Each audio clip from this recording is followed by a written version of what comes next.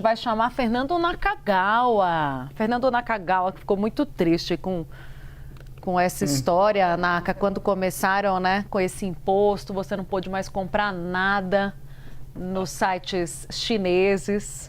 Quero saber se gastou aqui no Brasil, pelo menos.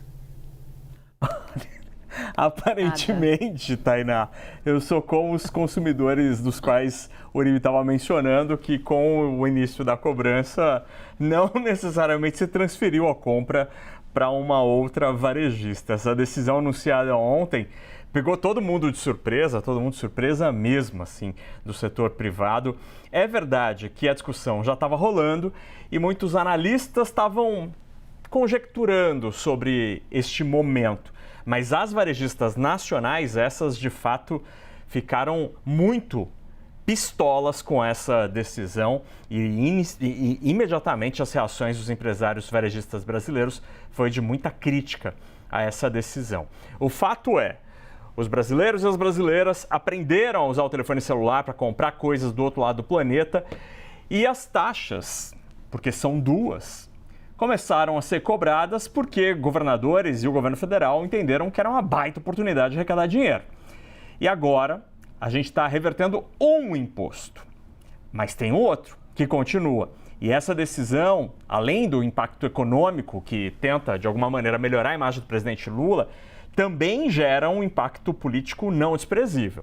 A partir de agora, cai no colo dos governadores uma pressão sobre, e aí?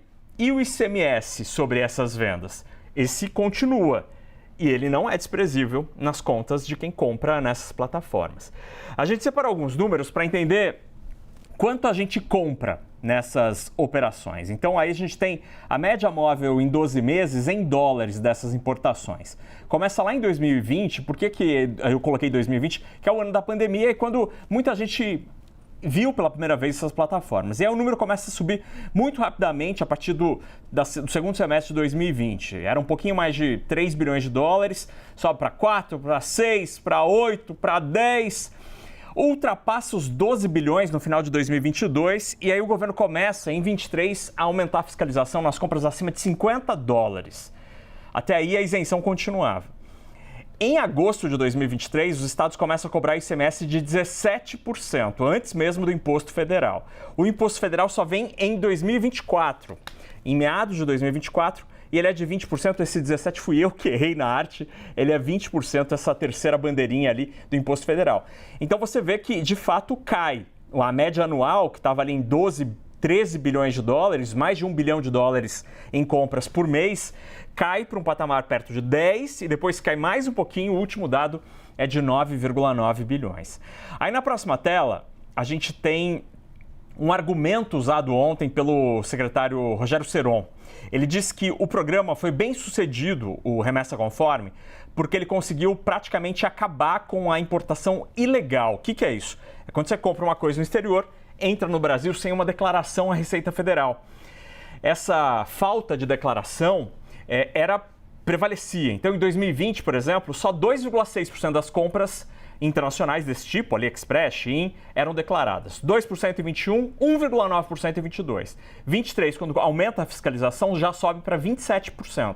E em 2024, ano que começa de fato a cobrar o imposto, salta para 99%. Em dezembro do ano passado estava em 96%, 97%. Então, de fato, quase tudo agora tem declaração. E aí, só para terminar, gente, na última tela a gente tem o exemplo da comprinha, como é que vai ficar a partir de agora. Então, imagina que você viu ali uma brusinha, um gadget, como disse a ministra Miriam Belchior ontem, um gadget nessas plataformas de 49 dólares e 99 centavos, por exemplo. R$250 convertendo. Até ontem, você tinha um imposto federal de 20%, que é o imposto de importação. Além disso, dependendo do estado, tinha o ICMS, que varia de 17% a 20%. Fazendo a continha, esse preço final ficaria R$360. Então, sai de 250 para 360. A partir de hoje, passa a ser zero imposto federal. Mas o estadual, esse continua.